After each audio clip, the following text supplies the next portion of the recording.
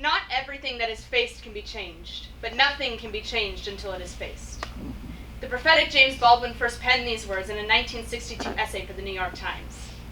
He wrote this before color TVs were the norm in American households, before women could establish credit without a male cosigner, even before lynching became a federal crime in America, which was only 2 years ago, by the way. Yet somehow 64 years after Mr. Baldwin's words were first memorialized in print, they've yet to be fully embraced, let alone employed, as a means of helping America to truly become the exceptional country we claim it to be. See, to quote yet another prophetic American, Beyonce, America has a problem. Honestly, it's far more than a problem. It's a propagandized, choreographed illusion, a deep-seated belief that America is actually exceptional. This belief, blindly accepted as reality, is precisely what has kept us from ever reaching self-actualization. And to reference yet another incredibly genius American, Lin-Manuel Miranda helped us all to realize the myth of the American experiment through the brilliant Hamilton. Lin-Manuel showed us, ironically with the cast of black and brown founding fathers, that this country was built on infinite potential and democratic promise. Yet we have never admitted that the knee on the neck of this country's national potential has been the refusal to confront the violent, dark, and racist history that created it. It only took Germany 30 years to realize that teaching students from a young age about the atrocities of the Holocaust was a key component in coming to terms with its past. The Holocaust and World War II are mandated parts of German high school curriculum, while American textbooks still use antiquated language and reduce entire genocides to mutual agreements. But with denial being a defining American virtue, we are 400 plus years in and still waiting on American leadership to unequivocally say that the vehicle for this country's success, our exceptionalism, has been violence and exploitation with an infinite side of racism. But hey, if we just don't acknowledge it, we can still have fun. And therein lies the great American gimmick. We disguise our dysfunction with exhilaration. It's like we've been strapped into a roller coaster that has taken us on endless loops of pride and denial, with sky-high climbs of discomfort and stomach-turning drops of ego. We go up with hope, down with horror, and circle right back around for another ride. And we pretend screaming is joy rather than admitting it's fear. And although we've been on this ride more times than we can count, each twist and turn is just thrilling enough to keep us from remembering that moment of panic as we teeter over the edge of a right-angled cliff that takes us plummeting back down to earth.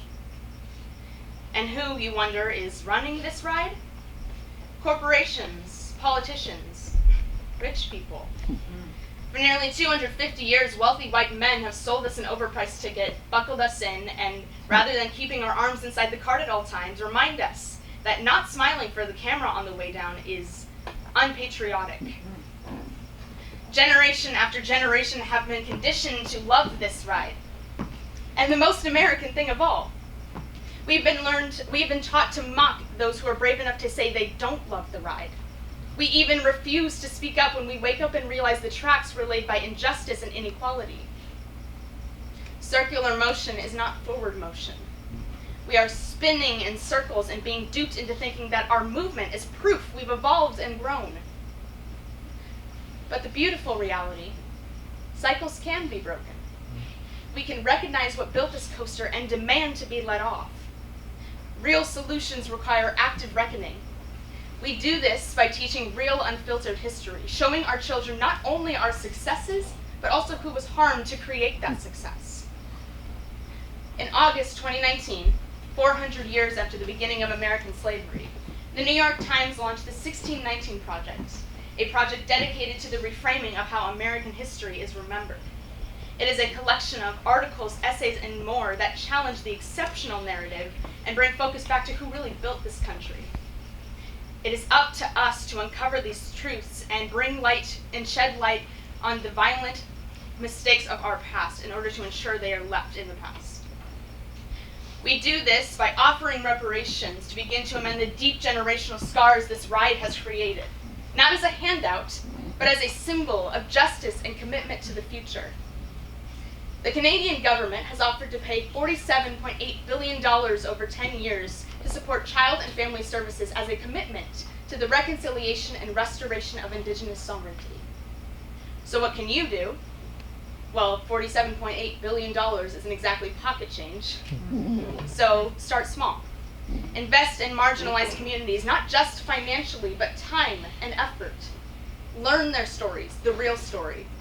Amplify their perseverance and successes, the ones history books gloss over.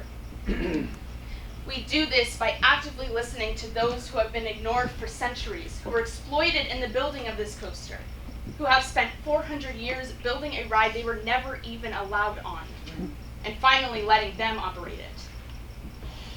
If we can do these things, if we can collectively as a country embrace our discomfort and acknowledge these dark truths that make up our nation's past, and then commit ourselves to never repeating them, we can break the cycle. We can redefine full circle and take it from repetition to transformation. You know, I often think of America as kind of like the Matterhorn, perpetually broken. But maybe it's not broken. Maybe it's just stuck on the tracks. Maybe if we all demand to stop the ride and get off, we can rebuild it into the next big attraction, one that lives up to its promised thrills instead of spinning us in circles. Thank you.